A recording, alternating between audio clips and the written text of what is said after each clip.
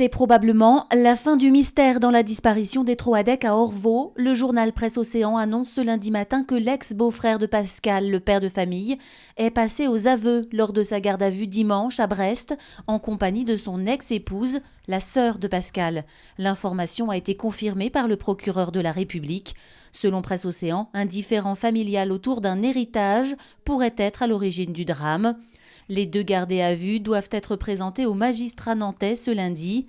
La sœur de Pascal nierait toute implication, toujours selon Presse Océan. Son ex-mari aurait donc reconnu le meurtre des 4 membres de la famille Troadec. Le procureur tiendra une conférence de presse à 17h ce soir. Le FC Nantes n'a pas fait le poids face à l'AS Monaco ce dimanche soir. Les Canaries ont été balayés 4-0. Julien Herpin. Le moins que l'on puisse dire, c'est que le suspense n'a pas duré longtemps au stade Louis II. Dès la 4e minute, sur un mauvais renvoi de Lima, Mbappé trompe Maxime Dupé, préféré à Rio pour ce match. Par la suite, le FCN ne baisse pas pavillon, mais connaît une fin de mi-temps compliquée. Tour à tour Germain sur un service de Glick, puis Mbappé à nouveau sur un centre de Silva, donne l'avantage aux Monégasques. À 3-0, le match est plié et les Monégasques vont enfoncer le clou à l'heure de jeu. Gigi commet une faute dans la surface sur Lemar. Fabiano transforme le pénalty. Malgré cette large défaite, le FCN conserve sa 12e place au classement de Ligue 1 avant un déplacement à Montpellier le week-end prochain.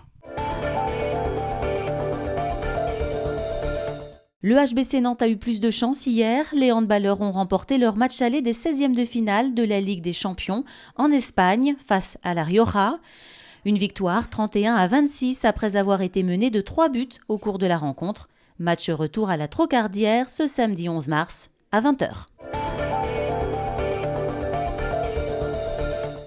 Ce week-end, c'était la 10e édition du Trail du Vignoble. 4000 participants, 300 bénévoles. Les courses nature séduisent de plus en plus.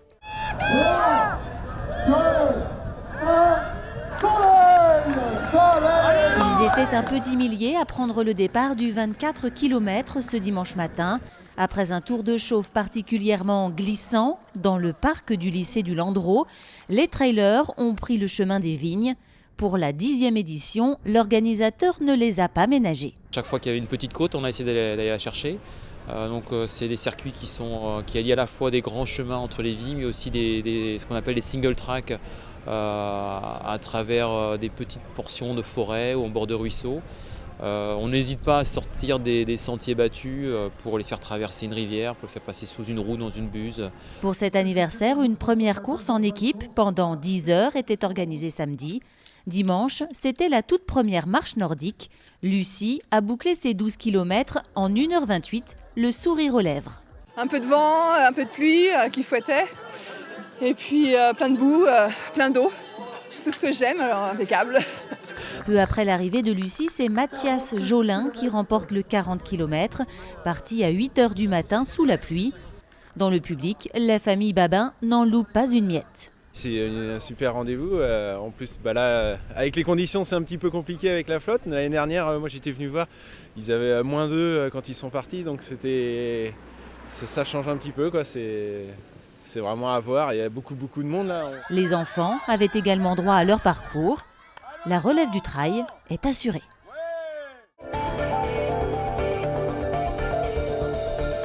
Ce samedi, le maire de Saint-Colomban appelait sa population à une manifestation pour protester contre une baisse de subventions prévues. 162 000 € en moins car l'INSEE prévoit 18 habitants de moins sur la commune. C'est avec un brin d'humour que le maire de Saint-Colomban s'est présenté ce samedi devant ses administrés. Plus de 300 personnes, certaines venues en short ou avec des masques ciseaux pour symboliser la coupe budgétaire dont va faire l'objet la commune. Tous se sentent concernés par ce qu'ils appellent une absurdité. Mes enfants sont scolarisés dans la commune. Moi, ça fait 40 ans que j'y suis aussi et je trouve ça dommage que pour des projets futurs, on soit pénalisé pour 18 habitants, tout simplement. Ça nous met en colère parce que mine de rien, c'est nous qui allons en pâtir et que on ne veut pas. Je pense que l'État peut faire un geste et que ça évitera aux Colombanais de payer.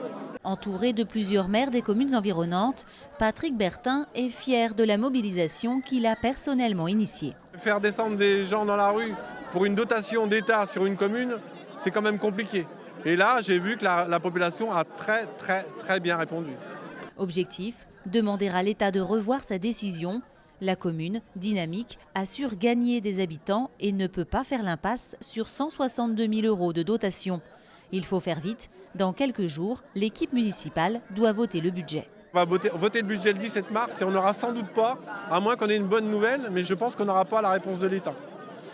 Donc on va voir et après on va passer dans un deuxième temps à une phase plus juridique s'il le faut. Le maire envisage de déposer un recours devant le tribunal administratif s'il n'est pas entendu.